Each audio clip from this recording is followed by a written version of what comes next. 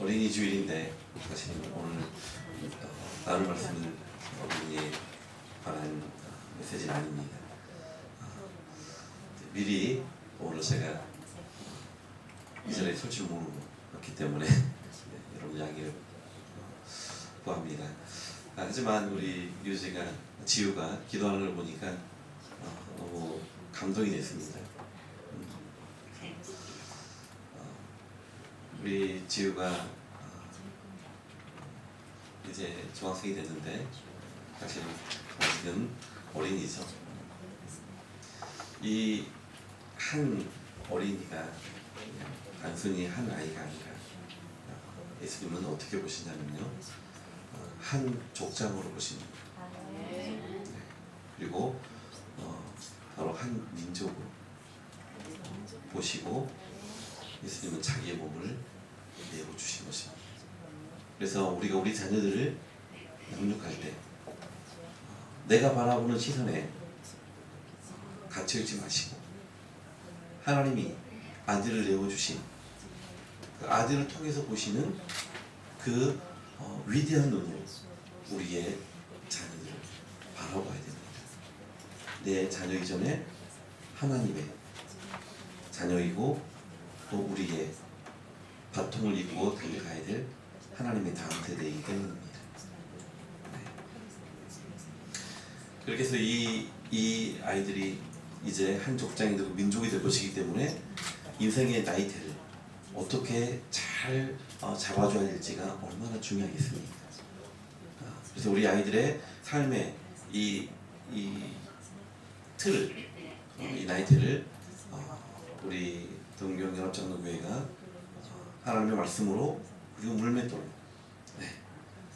이렇게 아이들을 세우고 그리고 그 위에 또 이제 하나님이 허락해 주신 이제 이 언어에 대한 축복들 이런 것들을 가지고 우리 아이들이 자라난다면 어느 순간 우리 아이들이 불과 얼마 지나지 않아서 부모들이 가지고 있는 모든 도장, 인간, 여러분의 재산 다 넘겨줘야 됩니다.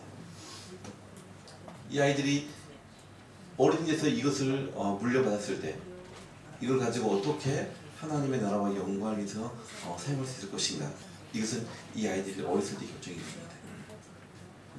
그래서 그 비전으로 우리 아이들을 여러분들이 잘 기르셔서 하나님이 손쉽게 쓰시고 가장 가치 있게 쓰시기 합당하도록 양육해 하시기를 주님 이름으로 부탁드립니다.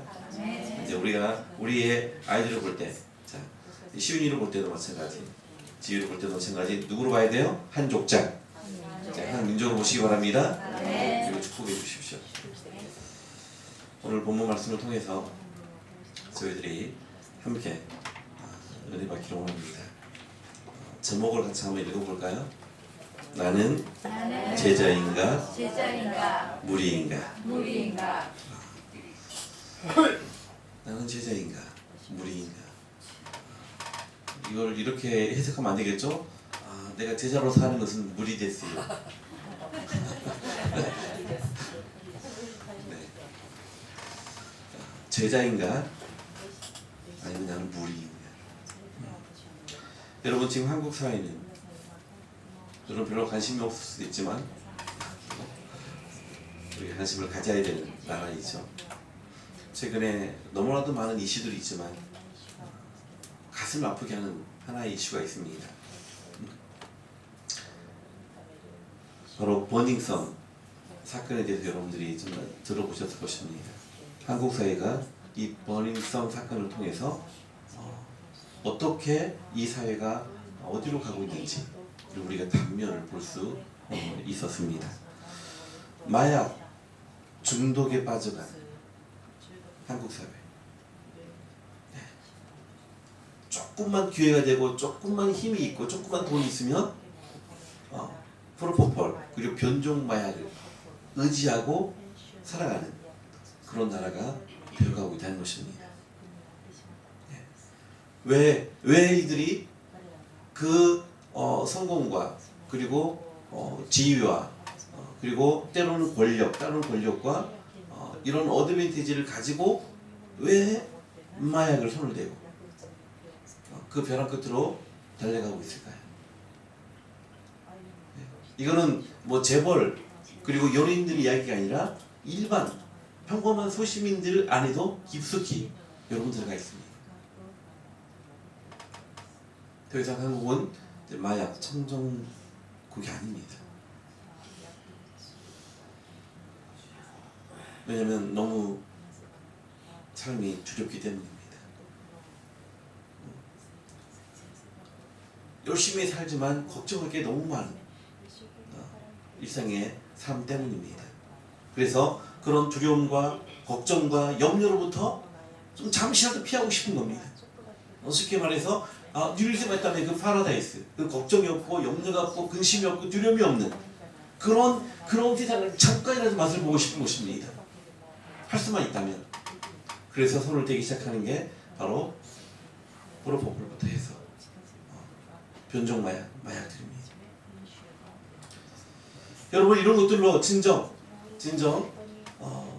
평화를 누릴 수 있을까요? 평온함을 누릴 수 있을까요? 걱정이 없는 삶을 누릴 수 있을까요? 그들이 꿈꾸는 파라다이스, 천국을 맛볼 수 있을까요? 어떻습니까? 절대로 가능하지 않을 뿐만 아니라 오히려 얼마나 심각한 망가짐으로 이르게 되는지를 우리가 너무나도 선명하게 보고 있습니다. 여러분, 하나님은 우리에게 아들을 내어주시면서 약속하실 게 있습니다. 그게 뭐냐면요, 하나님 아버지의 집입니다. 천국입니다. The Kingdom of God, 하나님의 나라입니다. 여러분, 이 천국은 누군가 꾸며낸 가상세계가 아닙니다. 동화에 나오는 그런 동화 이야기가 아닙니다.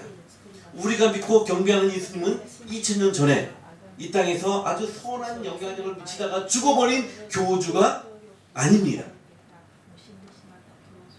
지금 우리가 이 자리에 모여 예배하는 바로 그 예수님은 당신이 백성 삼으실 그 자들을 위해서 자기 몸을 내어주시고 자신을 죽이심으로써 왕권을 획득하시고 그 왕권으로 가장 아름답게 가장 풍성한 삶을 살도록 섬기시는 왕이신 예수님이십니다. 그분이 죽음을 죽여버리시고 사망의 사망 선고를 내리시고 부활하셨습니다. 그 부활하신 예수님을 오늘 우리가 찬양하고 경배하는 것입니다. 우리는 그분 안에 있을 때 이 땅에서도 마약을 손대지 않아도 우리는 여기서 파라다이스, 천국을 이룰 수 있습니다. 네. 우리 가정 안에서 그리스도와 함께 천국을 이룰 수 있습니다. 내가 만드는 모든 관계 안에서 예수 그리스도와 함께 우리는 천국을 이룰 수 있습니다. 그렇게 천국을 맛보다가 죽음이라는 관문을 통과하고 우리는 영원한 안식, 하나님의 나라에 이르게 될 것입니다. 이 모든 것을 개런티해 주는 게 뭐냐면 바로 예수님의 부활입니다. 지난주 여러분 부활주의로 지키셨죠? 네. 예수님의 부활은 모든 인간이 죄를 지었고 그 죄의 삭스로 멸망에 이르게 되었는데 예수님께서 그 모든 죄를 대신 짊어지시고 그분이 우리가 죽어야 될 죄의 삭신 사망에 이르시고 난 다음 더 이상 예수 그리스도가 택하고 예수 그리스도께서 백성 삼으신 모든 하나님의 백성들이 더 이상 죽음에 노출되지 않도록 바로 죽음을 죽이신 사건이 사망 권세를 깨트려 버리신 사건이 예수님의 부활입니다. 아멘. 여러분 기독교에서 이 부활이 없다면 기독교는 여러분 나띵입니다. 세상에서 가장 불쌍한 사람들은 여러분들입니다. 물론 저를 포함해서 예수님의 부활이 없다. 여러분 기독교는 아무것도 아닙니다.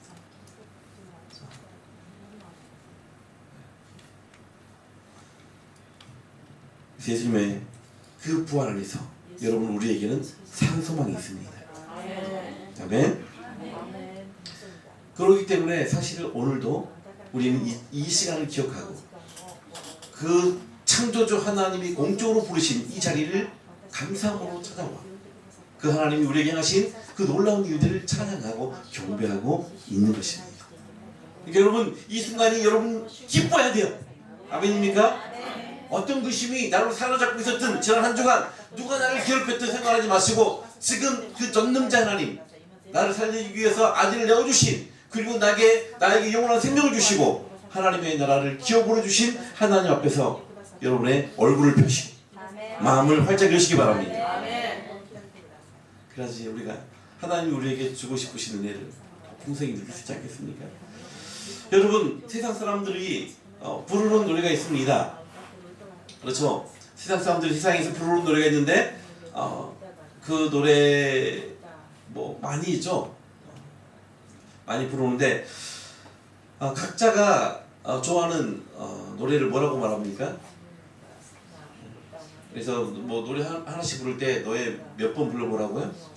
네, 너의 18번 노래 불러봐라 막 이러잖아요. 각자 좋아하는 노래들이 있어요. 근데 모든 사람들이 좋아하든 싫든 상관없이 함께 부르는 노래가 있습니다. 죽을 때까지 부르는 노래. 혹시 그 노래가 뭔지 아십니까? 네? 어떤 노래일까요? 네, 제가 좀 어려운 문제를 내드려서 죄송합니다.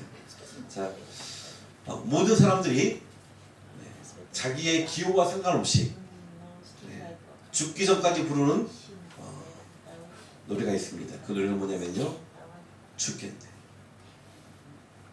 죽겠네.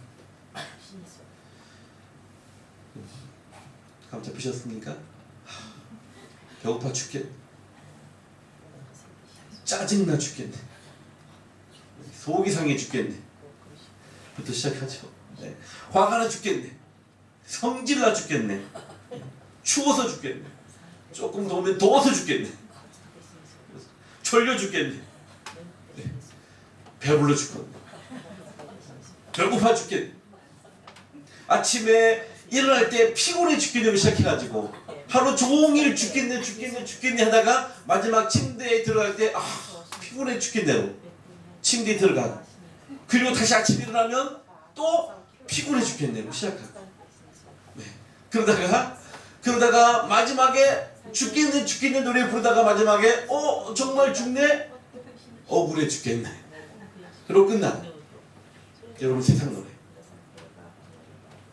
여러분 너무나 많이 들으시죠? 매일 또 매일 나도 모르게 노래를 부르는 네. 그 노래 아닙니까? 여러분 이 세상의 삶이 얼마나 소망이 없고 그리고 얼마나 힘들고 고통스러운지 얼마나 염려로 가득 차 있는지 단적으로 보여주는 증거들입니다. 그래서 이 죽겠는 것으로부터 도망치고 싶은 그 본능이 마약에 손을 대게 하고 어떤 사람들은 쾌락에 빠지게 하고 어떤 사람들은 게임 중독에 빠지게 하고 수많은 그런 자기의 그 본능적 욕구에 빠지게 만드는 것을 우리가 보게 됩니다. 여러분 크리스천들이 세상 사람들과 다른 게 뭔지 아십니까? 우리에게는 다른 노래가 있다는 것입니다. 네, 우리에게는 다른 노래가 있습니다. 어떤 노래입니까? 역시 우리 동경연합 장로교회 수준이 높습니다. 살겠네. 우리에게 여러분 살겠네가 있습니다. 그 살겠네 찬양이 자 221장에 보면요, 나 가난 복지 귀한 성에 들어가려고 내 중한 짐을 벗어버렸네. 죄 중에 다시 방황할 일 전혀 없으니 저 생명 시냇가에 살겠네. 길이 살겠네. 나 길이 살겠네. 저 생명 시냇가에 살겠네. 길이 살겠네. 나 길이 살겠네. 저 생명 시냇가에 살겠네. 여러분 우리 노래는요 이 살겠네. 근심과 걱정밖에 없는 이 세상에서도 그리스도 안에서 살겠네. 기쁨으로 살겠네. 소망으로 살겠네. 새 힘으로 살겠네. 새로운 비전으로 살겠네. 사랑으로 살겠네. 그리고 영원히 하나님과 함께 하나님의 나라에서 영원을 찬양하며 삼위 하나님의 그 영원한 사랑을 우리가 노래 부르며 살게 될 것입니다. 자, 후렴을 같이 한번 불러볼까요? 자, 첫 누가 잡아주십시오. 자, 첫음 잡고 같이 부릅니다. 시작. 길이 살겠네, 나 길이 살겠네, 저 생명수의가에 살겠네, 길이 살겠네, 나 길이 살겠네, 저 생명수의가에 살겠네. 아멘. 여러분, 물론 그리스도인들에게도 고난이 닥치고 어려움이 닥칩니다. 그리스도인들이 병 걸립니다. 그리스도인들도 암에 걸립니다. 저도 디스크가 2번이나 안 좋아져서 아주 고통스러운 가운데 이렇게 시술을 최근에도 한번 해서 2번이나 한 적이 있고, 회전 근개가 완전히 파열돼가지고 3개월 동안 계속해서 제가 가장 싫어하는 주사를, 평생 맞을 주사를 그때 다 맞은 것 같습니다. 그렇게 치료받은 적도 있고요. 높아진 혈압 때문에 제가 약을 먹고 있는 지가 한 12년째 되어가고 있습니다. 그리스도인들도 관계에서 어려운 일을 당할 수 있습니다. 그리스도인들도 시작한 비즈니스에 실패할 수 있습니다.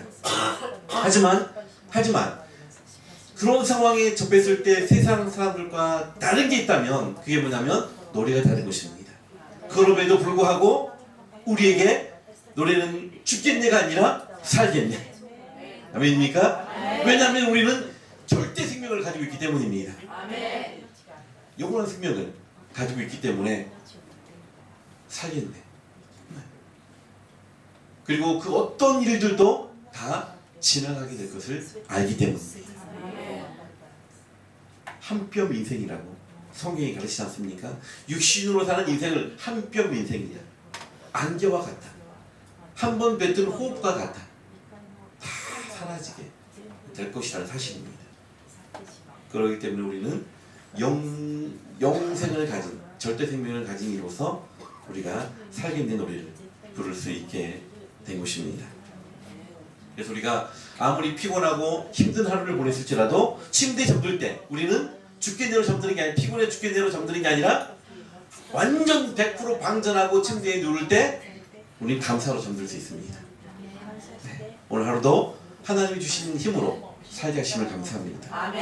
하나님의 나라를 위해서 이 몸을 하나님께 드리게 하심을 감사합니다. 그리고 우리는 잠들고 다시 깨어날 때를 이렇게 간구할 수 있습니다. 하나님, 제가 침대에 누워있는 동안, 침대에 시체처럼 누워있는 동안 하나님께서 내 안에서 모든 노폐물들을 다 제거해 주시고, 그리고 새 힘을 줄 것을 믿습니다. 기대합니다. 그렇게 우리가 잠들고 아침에 일어나면 가장 먼저 여러분 감사로 시작하십시오. 하나님 감사합니다. 내게 다시 이 생명을 주시고 새 힘으로 충전시켜줘서 감사합니다. 하나님이 주신 새 힘으로 오늘 이 하루를 하나님이 기뻐하시는, 이 땅에 지금도 예수님이 계신다면 예수님이 하고 계실 그 위대한 일에 참여해서 살아갈 수 있도록 나를 인도해 주십시오. 이렇게 기도하시기 바랍니다. 그럼 우리가 부르는 노래가 완전히 달라지지 않겠습니까? 여러분요, 세상은 죽겠네의 노래를 부를 수밖에 없는 이유는 그들에게는 소망이 없기 때문입니다. 소망이 없습니다. 죽은 소망을 가지고 살아요. 그래도 소망이 없으면 인간은 하나도 못 살기 때문에 죽은 소망이라도 가지고 살아가는 거예요. 그런데 성경은 이야기합니다. 베드로를 통해서 나는 너희들에게 산 소망을 준다. 우리에게 산 소망이 있다는 것입니다. 여러분, 세상에 사람들이 살고 있는, 세상 사람들을 살게 하는 그 근거가 소망입니다. 어떠한 힘들고 어려운 상황에서도 그 삶을 지탱하기 위해서는요, 이만큼이라도 소망이 있어야지 견딜 수가 있는 것입니다. 하지만 결국 세상 사람들이 가지고 있는 그 소망은 생명이 없습니다. 그래서 죽은 소망이라고 말할 수 있는 것입니다.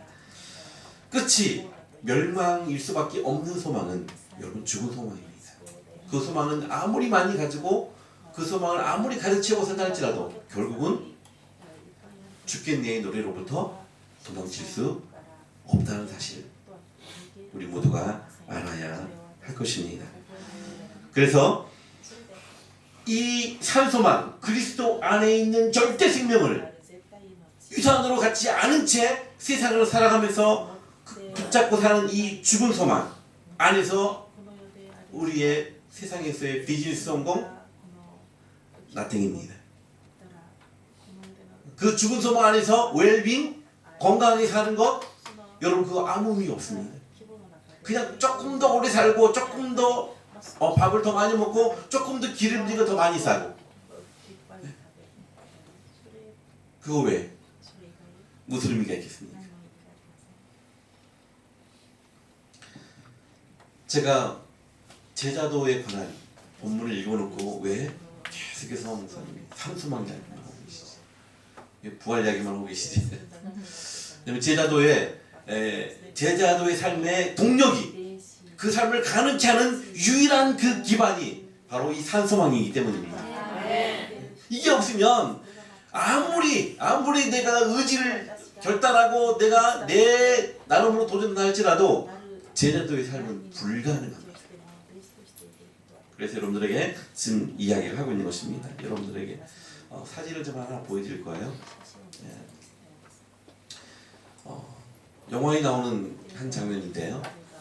저 장면이 바로 나오는 영화가 네버 렛 미 고 나를 보내지 말아달라는 간절한 마음 담아내고 있는 영화입니다. 네버 렛 미 고. 저 영화의 마지막 장면이기도 한데요. 이제 20살이 좀 넘은 청년이 죽음 앞에서 캣이라고 하는 친구인데 죽음 앞에서 지금 누워 있습니다. 저 영화는 바로 복제 인간을 다루는 영화입니다. 복제 인간을 다루는 영화인데 이제 의학이 발달하면서 인간의 생명 연장에 대한 욕구가 아주 커지고 그리고 과학이 발전하면서 원본 인간의 원래 원본을 놓고 거기에서 이제 그 유전자를 채취해 가지고 복제 인간을 만드는 겁니다. 그래서 복제 인간을 만들어서 그 다음 장면 저렇게 멋진 교정, 아름다운 자연 속에서 이들을 이제 가르치고 교육합니다. 그 다음 장면입니다. 저렇게 많은 아이들, 학생들이 전부 다 복제 인간들입니다. 최고의 교육과 그리고 최고의 환경을 만들고 이들을 여기서 키웁니다. 양육을 합니다. 그리고 이들 안에 다음 장 넘기시면 이제 이 첫사랑도 꿈틀거리기 시작하고 그 아름다운 것들을 경험하고 느껴가기 시작합니다. 그런 다음 장면입니다. 자, 그런데 이 아이들이 청년이 돼서 함께 지금 이제 모여 있는데 심각한 표정으로 어딘가 집중하고 있죠. 지금 이제 뉴스를 시청하고 있는데 이 아이들의 이때까지의 삶은 무한합니다. 너무 아름다운 것들이 막 이제 시작되는 그런 딱 지점인데 이 아이들의 표정에 기쁨이라고 소망이라고 보이지 않습니다. 왜냐하면 이 나이쯤 되면 그 순간부터 이제 원본에 만약에 콩팥이 문제 생겼다. 그러면 곧바로 그 원본에 해당되는 이 아이들은 병원에 가야 되고 그 병원에서 자기의 장기를 떼줘야 됩니다. 폐가 문제가 생겼다. 마찬가지입니다. 심장에 문제가 생겼다. 마찬가지입니다. 이 상태에서 그러니까 이 복제 인간인 이들은 소망이 있습니까? 없습니까? 소망이 있어 없어요? 없어요. 원본을 위해서 자기의 모든 장기, 모든 생명을 줘야 되는 인생으로 태어난 거예요. 그럼에도 불구하고 그 소망이 없는 채 학교를 다니고 그리고 첫사랑도 시작하고 그리고 그 아름다운 것들을 누리고 살아가요. 어느 지점까지는. 하지만 이들에게 그게 무슨 의미였겠습니까? 죽은 소망 안에 있는 이들에게 사인 한 장 더 넘기겠습니다. 그렇게 해서 지금 보면 흉터가 막 있죠, 가슴에. 벌써 몇 차례 자기 장기를 떼어서 원본에게 준 거예요. 그리고 마지막은 이제 마지막 떼어내는 이 장기는 더 이상 떼어주고 나면 자기 생명이 없는 거예요. 그래서 마지막 이 친구는 그 장기를 떼어내고 죽습니다. 그리고 이들의 사망을 공식 기록을 어떻게 했냐면요, 종료, 죽음다. 복제 인간 몇 번? 종료. 저 영화를 제가 보면서 정말 제가 많이 울었습니다.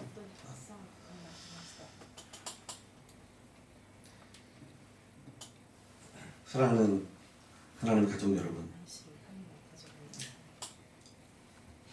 결국 우리가 예수 그리스도 안에 있지 않으면, 복음 안에 있지 않으면 저 토미와 다르게 하나도 없는 인생일 수밖에 없습니다.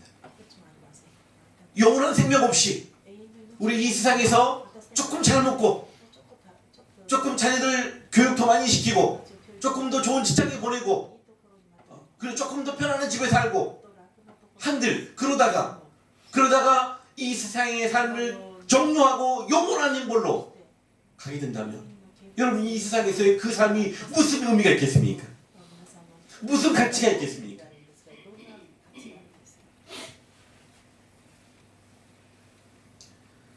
그 모든 아름다운 것들이 가치 있고 소망이 있어지려면 반드시 절대 생명이 있어야 됩니다. 그 절대 생명을 하나님은 우리들에게 어떻게 주셨냐면 아들을 내어주시고 우리에게 그 절대 생명을 주신 것입니다. 그 생명이 있기 때문에 여러분, 우리는요, 우리 가정이, 부부가 서로 살아가고 자녀를 잘 양육하고 그리고 자녀를 바르게 세우고, 그리고 우리가 세상에서도 의미 있고 가치 있는 성공을 해야 되는 근거적 이유가 생긴 것입니다. 그 생명이 있을 때 모든 것이 가치 있고 의미 있고 소망이 있게 되는 것입니다.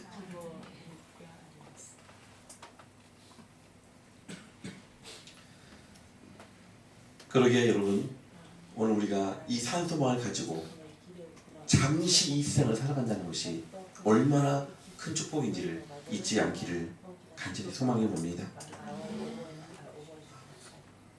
최근에 유명을 달리한 대한항공의 조영호 씨를 아실 겁니다. 그분이 크리스찬인지 아닌지 잘 모르겠습니다.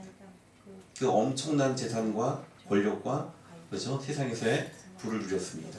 하지만 그가 70의 나이에 이 세상을 끝내고 죽었습니다. 그러니까 만약에 크리스찬이 아니었다면, 예수님 안에 있는 절대 생명을 가지지 못했다면 이 세상의 모든 것들이 그에게 무슨 의미가 있었겠습니까? 무슨 의미가 되겠습니까? 아무것도 아닌 겁니다. 이 세상의 모든 것들을 가치 있게 하는 유일한 증거, 유일한 근거는 바로 우리에게 산소망이 있는가입니다. 절대 생명이 있는가입니다.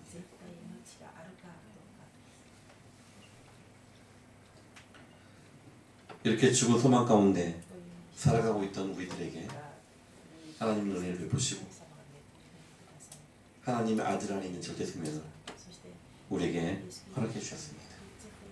우리는 죽은 소망 안에서 하루의 삶을 좀 잘 살아보기 위해서 화투표를 꺼내 들고 일지를 마치는 그런 바보 같은 삶을 살지 않아도 됩니다. 하루의 소망을 좀 찾아보려고, 그거라도 기대해 보려고 운세, 신문에 나오는 운세를 본다든지 스마트폰에 나오는 그런 어플에 나오는 운세들을 쳐다볼 필요가 없습니다. 물론 타로나 토종 비결도 볼 필요가 없죠. 우리는 바로 이 하나님의 말씀 안에서 우리가 마땅히 살아가야 될 길을 찾게 될 것이고 가장 위대한 삶을 우리가 누리게 될 것입니다. 이 모든 것을 가능케 하는 것이 바로 산소망입니다. 바로 예수 그리스도의 부활입니다. 자, 이제 이거를 이제 베이스로 해놓고 저희들이 이제 오늘 본문 말씀을 간단하게 좀 정리를 해드리겠습니다. 자, 오늘 본문에 제자들에 대한 이야기가 나왔는데 이 제자들은 바로 세 가지로 간단하게 설명하고 있습니다. 첫 번째는 그 누구보다도 예수님을 더 사랑할 수 있겠느냐, 예수님 우선순위에 대한 사랑에 대한 첫 번째 이야기와 두 번째는 자, 오늘 본문 읽어보면서 여러분들이 조금 충격이 될 수도 있는 부분입니다. 십자가를 지고 내가 갈 수 있겠느냐, 죽음에까지 이를 수 있는 이 희생을 너희들이 감당할 수 있겠느냐, 두 번째 희생에 대한 제자도의 내용입니다. 세 번째는 우리에게 가장 두렵고 쉽지 않은 부분을 다룹니다. 재물에 관한 부분을 예수님이 언급하시면서 제자도의 핵심을 우리들에게 가르쳐주고 계십니다. 자, 그래서 이 말씀을 시작할 때 보십시오. 오늘 본문의 시작이 이렇게 합니다. 허다한 무리가 함께 갈새 예수께서 돌이키사 이르시되. 자, 허다한 무리로 시작하고 오늘 본문 마지막에 끝에 보니까 모든 소유를 버리지 아니하면 능히 내 제자가 되지 못하리라. 자, 무리로 시작해서 제자로 끝납니다. 이 주님의 메시지 안에 무리가 있고 제자가 등장하냐는 사실입니다. 자, 이걸 놓고 나는 제자인가 아니면 나는 무리인가, 자, 이 부분을 우리가 점검하고 그리고 남은 인생을 우리가 재조정하시기를 소망해 봅니다. 자, 먼저 질문을 좀 해보겠습니다. 지금 예수님을 따르고 있는 이 12 제자들은 제자들입니까? 이 메시지를 본다면 제자들입니까? 무리입니까? 네. 자, 예수님을 지금 바로 옆에서 따르고 있는 이 12명의 제자들, 12명의 사람들은, 네, 베드로부터 해서 12명의 사람들은 제자입니까? 무리입니까? 제가 보기 어렵죠. 왜냐하면 지금 그 대답이 나를 놓고도 똑같이 여러분들이 어려울 거예요. 지금 나는 제자인가 무리인가를 놓고 나를 판단할 때 어려움을 겪고 있는 것과 같은 지점입니다. 제가 설명해 드리겠습니다. 정답입니다. 제자로 부름을 받았지만 무리처럼 살고 있는 사람들입니다. 아직까지죠. 제자로 부름 분명히 받았습니다. 하지만 삶은 무리처럼 살아가고 있습니다. 이 12명의 제자들이 어느 지점에 가면 완전히 뒤집어져서 온전한 주님의 제자로 살아가는 삶이 시작됩니다. 자, 그 이야기를 제가 설명해 드립니다. 자, 그러면 여러분,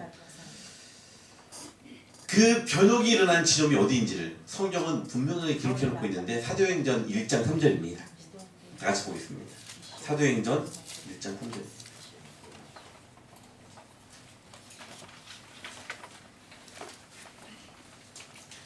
사도행전 시작하면서 가장 중요한 메시지가 바로 여기 있습니다. 같이 한 목소리로 합독하시도록 하겠습니다. 사도행전 1장 3절입니다. 같이 읽겠습니다. 시작. 그가 택하신 사도들에게 성령으로 죄송합니다. 해 받으신 후에 또한 저희에게 확실한 많은 증거로 친히 사심을 나타내사 40일 동안 저희에게 보이시며 하나님 나라의 일을 말씀하시니라. 아멘. 네. 예수님께서 이 사망을 죽여버리시고 절대 생명으로 다시 살아나신 다음 세상에 40일 동안 계셨는데 40일 동안 계셨던 이유가 두 가지가 있었습니다. 하나는 예수님께서 정말로 사망을 죽이시고 살아난 몸이신 것을 증거하시는 겁니다. 제자들에게 실제로 증거하심으로써 시공간을 초월하는 다른 차원에서의 영원한 생명을, 또 영원한 변하지 않는 육신을 가지고 있음을 보여주셨습니다. 자, 이것이 그동안 제자로 부름받았지만 무리로 따르고 있었던 예수님의 십자가 형을 받을 때 다 도망치고 흩어졌던 오합지졸이었던 그들을 뒤집어 엎기 시작합니다. 이 산소망 부활의 능력이 말입니다. 그리고 두 번째, The Kingdom of God, 하나님의 나라의 비전을 다시 재정립해 주셨습니다. 부활하시고 40일 동안 이 땅에 계신 이유가 곧 그 두 가지였습니다. 부활로 인한 산소망, 두 번째 하나님의 나라에 대한 비전. 이 세상은 전부 다 지나가고 그리고 이 세상의 모든 제국, 칼과 무력으로 이어온 제국은 전부 다 심판을 받게 될 것이다. 다 망하게 될 것이다. 오직 하나님께서 예수 그리스도를 왕왕의 왕으로 세우시고 시작될 영원한 그 나라만이 남게 될 것이다. 아멘입니까? 아멘. 그 비전을 부활하신 예수님을 통해서 다시 듣게 된 것입니다. 바로 그때부터 무리로 이 세상의 것들을 위해서 허둥대면서 그 벼랑 끝으로 가던 그들이 완전히 다른 삶을 살기 시작합니다. 성령이 임하기 전에 그들은 예루살렘 그 중심으로 비집고 들어왔습니다. 죽음을 이미 무릅쓰고 말입니다. 그리고 모여서 함께 기도하기 시작합니다. 그 가운데 성령의 임재를 경험하게 된 것입니다. 무리의 삶을 그 위대한 제자의 삶으로 바꾼 것은 바로 부활이 주는 능력이었습니다. 그리고 하나님의 나라에 대한 비전이었습니다. 사랑하는 가족 여러분, 나는 우리 모두는 예수님의 제자로 부름을 받았습니다. 아멘입니까? 아멘. 우리 모두는 예수님의 제자로 부름받은 백성들입니다. 하지만 여전히 우리가 무리로 살고 있다면 우리 안에 어떤 문제가 있는 것입니까? 많은 문제들이 있는 게 아니라 두 가지 부분에서 정리가 안 된 것입니다. 내게 주어진 그 부활의 생명의 기쁨과 능력을 우리가 모르고 있는 것입니다. 그 가치를 모르고 있는 것입니다. 두 번째, 하나님의 나라의 비전, 지금 도래하고 있는, 임하고 있는 그 하나님의 나라에 대한 비전이 없기 때문입니다. 나에게 이것이 내 하루를 살게 하는 힘이 되고 있지 않다면, 나를 이끌고 가는 동력이 되고 있지 않다면, 여러분 아무리 열심히 교회 다니고 아무리 봉사 많이 하고 아무리 기독교적 종교 행위를 많이 한다 할지라도 여러분 제자가 아닙니다. 그냥 무리들입니다. 무리들의 특징이 뭔지 아십니까? 자기들의 필요를 채우는 데만 급급합니다. 그것이 가장 큰 관심거리예요. 양지의 삶만 추구합니다. 그리고 사람들을 의식하고 사람들을 의지합니다. 무엇이든지 크고 많은 것을 좋아하고 항상 내 편안함, 내가 싫은 것은 그만입니다. 좁은 길을 기꺼이 사양하는 사람들입니다. 특히 자기가 믿고 싶은 것들만 받아들이는 사람들, 바로 무리의 삶입니다. 자, 그러한 삶을 예수님이 자신을 내어주시고 생명을 줄 그 제자들에게 살기 원치 않으셨던 것입니다. 예수님이 죽으시고 살리실, 나눠주실 절대 생명을 가진 자들은 그 자들의 삶이 바로 예수님처럼 이 땅에서 이어지길 간절히 원하시던 것입니다. 자, 그래서 우리에게 가르쳐 주신 세 가지가 뭡니까? 예수님 우선순위의 사랑입니다. 자, 따라서 한번 해볼까요? 예수님 우선순위의 사랑. 근데 여러분들이 이제 이 본문을 읽으면서 조금 부담되지 않으셨습니까? 아니, 예수님을 사랑하려면 세상에 자기 부모, 처자, 형제, 자매 까지 미워해야 돼? 이게 뭐 부모를 공경하라, 이웃을 사랑해라고 한 예수님의 말씀이 맞아? 뭐 충돌되는 거 아니야? 솔직하게 한번 이야기해 보십시오. 그런 생각이 들 거예요. 여러분 지금 이 말씀은 그런 의미가 아니고요. 자, 잘 보십시오. 쉽게 예를 들자면, 자, 이제 시윤이가 조금 더 이제 몇 살 더 먹으면 이제 청년이 될 거예요. 그러면 자, 여자친구 만나겠죠. 네. 지금 소윤자매는 이제 결혼할 형제를 만나가지고 벌써 이제 부모를 떠나 있지 않습니까? 네. 사랑하는 이와 함께 있는 게 좋은 거예요. 그렇죠? 네. 그러니까 이제 그러면 시윤이가 좀 불편할 수 있으니까 자 소윤이 이야기 한번 해봅시다. 자 소윤이가 지금 사랑하는 자기의 평생을 살아갈 형제를 만났고 이제 결혼을 이제 앞두고 있습니다. 그럼 지금 이 소윤이가 그 형제를 사랑함에 있어서 자 그 사랑이 커지고 깊어지는 만큼 부모를 미워하게 되는 것이고 부모와 거리를 두는 것이고 부모와 관계를 점점점 없애가는 것입니까? 아니죠. 네. 여전히 부모를 사랑해요. 여전히 형제를 사랑하고 그렇죠? 하지만 그럼에도 불구하고 자기 인생을 걸만한 사랑하는 연인이 생기면 거기에 더 집중하죠. 그것이 우선이 되죠. 자, 이해되십니까? 이걸 하는 거예요. 우리가 예수님을 사랑하게 된다. 예수님을 진정으로 사랑하는 사람은 내 부모와 형제와 처자보다도 더 우선해서 예수님을 사랑하는 자가 진정으로 예수님을 사랑하는 자인 것을 말씀드립니다.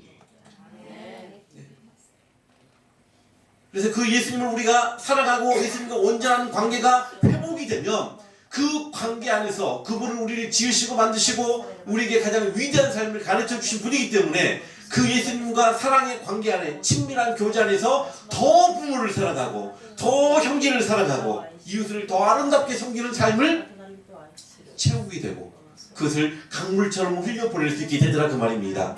그게 바로 제자의 삶인 것입니다. 그 삶을 살기 위해서 먼저 우리는 반드시 내 부모, 형제, 처자보다도 내 자식보다도 주님을 온전히 사랑하는 경험이 있어야 한다는 사실입니다. 이 사랑을 위한 대가 지불을 해야 한다는 것입니다. 그냥 말로만 하지 말고 종교적 행위로 내가 주님을 사랑한다고 하는 게 아니라 소윤이가 사랑하는 그 형제를 위해서 지금 대가를 치르고 있는 그렇죠? 실제로 자기 삶을 다시 재조정하고 새로운 삶의 그 방식을 찾아가고 있지 않습니까? 그것처럼 우리가 주님과 사랑을 시작할 때 주님을 우선순위 사랑의 맨 앞에 우선순위에 놓을 때 비로소 우리는 예수님 같은 그 위대한 삶을 살아갈 수 있게 되더라는 것입니다. 예수님 우선순위 사랑입니다. 자, 공이 10개가 붙어있으면 몇입니까? 10개가 붙어있으면 얼마가 됩니까? 10억입니까? 100억. 10억 나오고 100억 나왔습니다. 어떻게 맞습니까? 네, 두 분 다 들으셨습니다. 0이 10개가 붙든 100개가 붙든 다 0입니다. 그렇죠? 이 0이 의미가 있으려면 가치가 있으려면 그 앞에 뭐가 있어야 돼요? 그렇죠. 1이 붙어야 돼요. 네. 1이 붙고 난 다음에 0이 있으면 0이 있는 만큼 가치가 커집니다. 그렇죠? 예수 그리스도가 우리의 사랑의 맨 앞에 있을 때 우선순위가 되고 그 다음 내가 부모를 사랑하고 형제를 사랑하고 이웃을 사랑하고 그리고 세상의 아름다운 것들을 사랑하는 것들이 전부 다 거기에 가치와 의미로 붙는 거예요. 근데 이게 없다면 예수님 사랑이 없다면 예수님과 관계가 없다면 내가 아무리 열심히 노력하고 최선을 다하고 생명을 거는 것일지라도 이 모든 것들은 뭐예요? 무가치. 0인 거예요. 나땡인 거예요. 내가 아무리 의미를 두든 여러분 내 주장일 뿐이지 의미 없는 것입니다. 우리의 삶의 모든 것들을 가치 있게 만드는 것은 맨 앞에 바로 예수님을 두는 것입니다. 이때부터 우리가 노력하는 모든 것들 너무나도 귀하고 아름다운 모든 가치들로 여러분의 삶을 채우게 될 것입니다. 근데 이 0이 맨 앞에 있다가 일이 맨 앞에 있다가 점점 0이 많아지면서 막 내 삶이 커지고 높아지고 누리는 게 많아져요. 바빠져요. 분주하기 시작하면요. 그 다음 오는 유혹이 뭐냐면요. 점점 이 0을 없애질 못해요. 예수님께 받을 영향이 크니까 전부 다 이분에게 왔으니까. 근데 이거를 점점 이 뒤로 미루기 시작해요. 네. 예수님의 자리를 옮기기 시작합니다. 우선순위가 바뀌기 시작하는 거죠. 그럼 어떻게 돼요? 자, 앞에 있는 영들은 이게 뒤로 물러나는 순간 어떻게 돼요? 다 사라지는 거죠. 의미 없어집니다. 동교교회 장로교회 가족 여러분, 잠시 인생을 살면서 우리가 진정한 예수님의 편지, 그리스도의 향기로 살아가기 위해서 해야 될 가장 중요한 것은 우리의 모든 사랑의 맨 앞에 누구를 주는 것입니까? 예수님을 주는 것입니다. 아멘. 그 위대한 삶을 우리 함께 살아가십시다. 두 번째, 십자가를 지는 겁니다. 십자가를 진다는 말은 우리가 희생을 감수하는 겁니다. 여러분, 세상에서도 누가 리더가 됩니까? 희생하는 사람이 리더입니다. 희생을 배우지 않는 사람들은 절대로 리더가 될 수 없습니다. 누군가의 짐을 짊어져주고 누군가의 눈물을 닦아주고 누군가를 도와주기 위해서는 반드시 희생을 배운 사람, 희생을 경험한 사람만이 그 리더의 삶을 살아갈 수 있게 되는 것입니다. 주님께서 십자가를 지고 오라는 것은 너희들 고생하다 죽어, 이게 아니라 예수님처럼 십자가를 지는 희생을 통해서 리더가 되라는 것입니다. 세상에 빛이 되고 소금이 되라는 것입니다. 그 삶을 위해서는 우리에게 희생이 따른다는 걸 가르쳐주고 계십니다. 그리고 그 희생은 우리가 장차 누리게 될 영광과 비교할 수 있어 없어요? 좋게 비교할 수 없다는 것입니다. 그 희생으로 우리를 초대하고 있는 것입니다. 마지막 세 번째입니다. 재물에 관한 것입니다. 오늘 본문에 보니까, 마지막에 보니까 너희 중에 누구든지 자기의 모든 소유를 버리지 아니하면 능히 내 제자가 되지 못하리라. 소유를 다 버려버려야지. 다 가난한 자들에게 나눠 줘버려야지. 자, 예수님이 진짜 된다는 말입니까? 아님에도 같습니다. 지금 내가 가지고 있는 건강부터 해서 내 달란트를 통해서 얻게 되는 모든 실제적 이 돈까지도, 자, 나의 달란트까지도 이 소유권이 하나님께로부터 기인한 것임을 알아야 한다는 것입니다.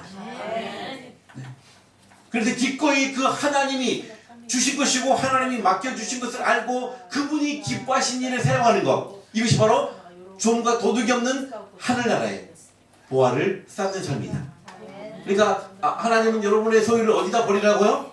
천국에 종과 동록이 없는 영원한 그 가치에 가장 아름답게 버리라는 것입니다.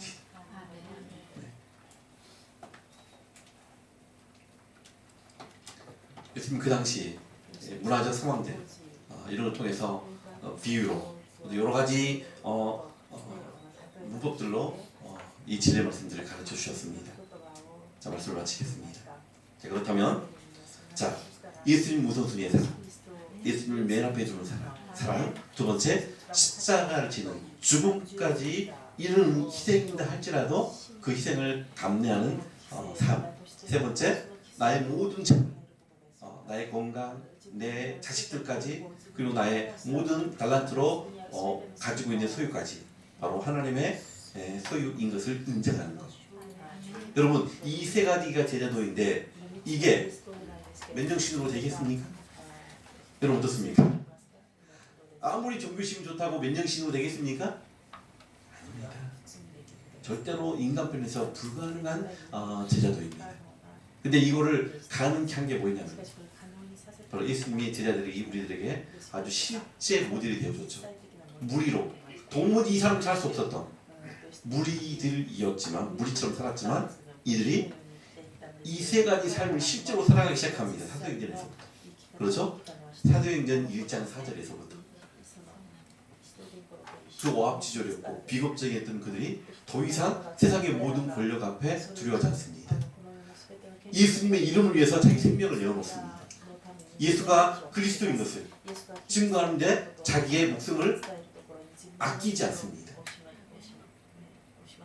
이 삶을 가능케 했던 그 유일한 근거가 바로 상수막, 바로 부활의 신앙이었습니다. 그리고 하나님의 나라가 도래한다는 그리고 그 나라만 영원히 남게 될 것을 그들의 비전으로 보게 된 것입니다. 이 두 가지가 예수님 우선순위 살게 만들었고, 십자가를 지는, 베드로는 거꾸로 십자가를 졌죠. 그 희생의 삶을 살게 했고, 기꺼이 초대교회 성도들은 자기의 재산까지도, 자기 딸한테를 전부 다 교회를 위해서, 그리고 연약한 지체를 위해서 다 내어놓았습니다. 무엇이길 가능했다고요? 부활신앙. 하나님의 나라의 비전은 이걸 가능하게 한 것입니다. 우리 동경연합 장로교회가 먼저 교회로서, 그리고 일본을 향한 하나님의 선교회 그 사명을 감당하기 위해서 이 제자도의 삶을 위대하게 도전하고 이뤄내길 간절히 소망합니다. 아멘. 그랬을 때 여러분 누가 쓰지 맞아요? 누가 쓰지 맞는 사람이에요? 네. 그렇죠? 내가 가장 쓰지 맞는 그런 인생이 된다는 것을 성경은 우리들에게 가르쳐주고 있습니다. 무리와 제자의 차이를 여러분 이제 잘 기억하시기 바랍니다. 무리는 이익을 계산합니다. 하지만 제자는 희생을 계산합니다. 추구하는 바가 다릅니다. 계산하는 방법이 다릅니다. 무리는 현실적인 이익에만 매달리지만 제자는 내일 이루어질 소망, 하나님께서 함께 하실 하나님의 신실함에 모든 가치를 두고 지금을 도전하는 사람들인 것입니다. 부활 없이 예수님 우선순위, 부활 신앙 없이 하나님 나라에 대한 비전 없이 예수님 우선순위의 사랑 어렵습니다. 십자가 지는 희생 가능하지 않습니다. 내 소유권을 하나님께 위탁하는 것 가능하지 않습니다. 그래서 다시 한번 예수님의 부활이 내게 어떤 의미가 있는지, 하나님 나라의 비전이 지금 나에게 어떤 의미가 있는지를 우리가 좀 점검하고, 남은 인생은 제자들처럼 다시 한번 사도행전 1장 3절 현장에서처럼 우리가 이 부활과 하나님 나라의 비전을 다시 재해석하고 남은 인생을 살아가는데 유일한 동력으로 삼아내기를 주님의 이름으로 부탁을 드립니다. 아멘.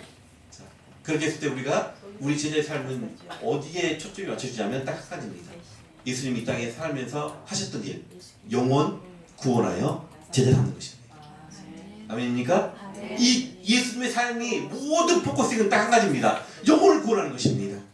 그리고 그들로 지금 우리처럼 제자도의 삶을 도전하게 하는 것입니다. 자, 영상 하나 보여드리고 말씀 마치겠습니다.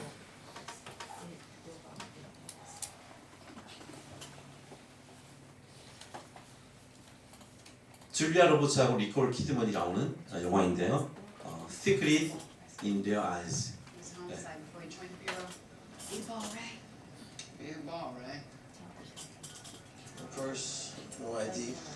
아니 지금 시체가 하나 발견됐습니다.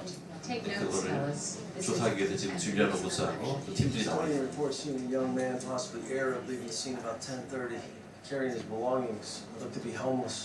Was he running or walking? Didn't say. You mean didn't ask? I didn't do the interview. 장갑을 끼고 시체를 이제 검사하러 갔죠.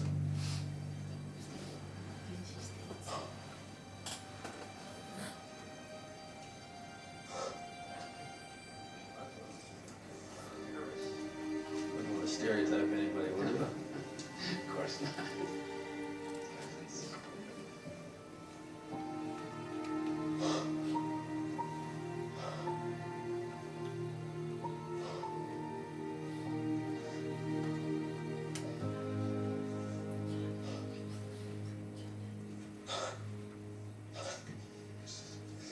Give us some hope.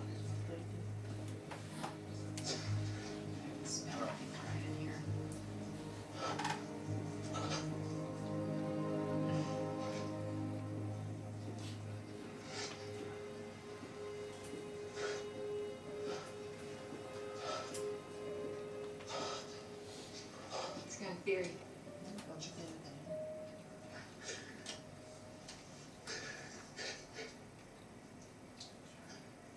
What is it?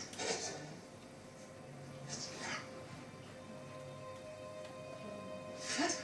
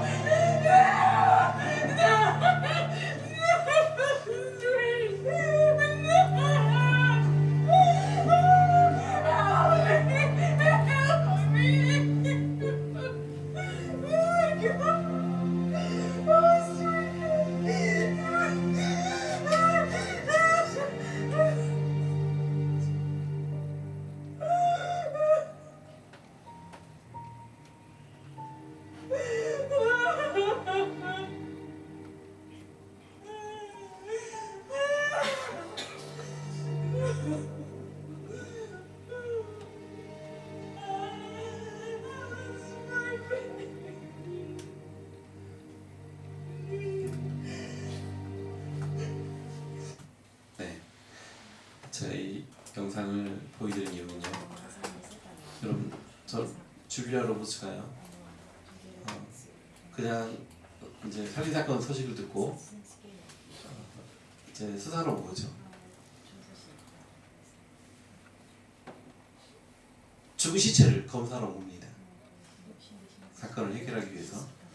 그랬을 때 아무 감정도 없이 손에 장갑을 끼고 그리고 옆에 사람들과 농담하면서, 그렇죠? 농담하면서 저 시체를 이제 대하고 있었던 거죠. 자, 그랬는데 이 줄리아 로버츠 안에 완전히 다른 모습을 우리가 발견하게 되었습니다. 왜 그렇게 된 거죠? 그 시체가 자기다.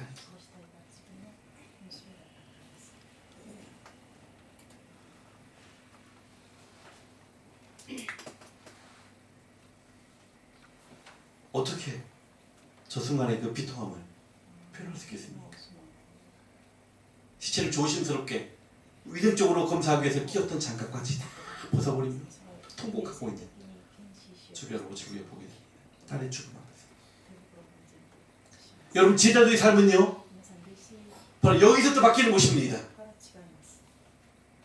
내가 무관심하고 내가 신경 쓰지 않고 내가 돌아보지도 않고 있는 우리 이웃들이, 여러분, 하나님의 자녀들입니다. 하나님이 자기 아들을 내어놓으시고 십자가에 죽이시며 살리기를 원하시는 하나님의 자녀들이라는 사실을 우리가 잊지 말아야 됩니다. 이것을 아는 사람들이 자기의 삶을 살아가는 것입니다. 한 영혼을 놓고 하나님의 가족인 것을 알고 남의 일이 아니라, 불특정 다수의 일이 아니라 바로 내 자식이고 내 부모이고 내 가족인 것을 알고 그 가치로 대하고 살아가는 사람들, 그들이 여러분 진정한 제자입니다.